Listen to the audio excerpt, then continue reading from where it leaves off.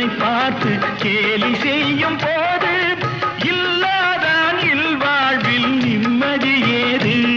இது கணவன் சொன்னது, இதில் அர்த்தம் உள்ளது.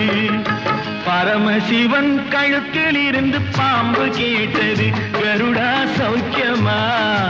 யாரும் இருக்கும் இடத்தில் இருந்து கொண்டால் எல்லாம் சௌக்கியமே. கருடன் சொன்னது, அதில் அர்த்தம் உள்ளது.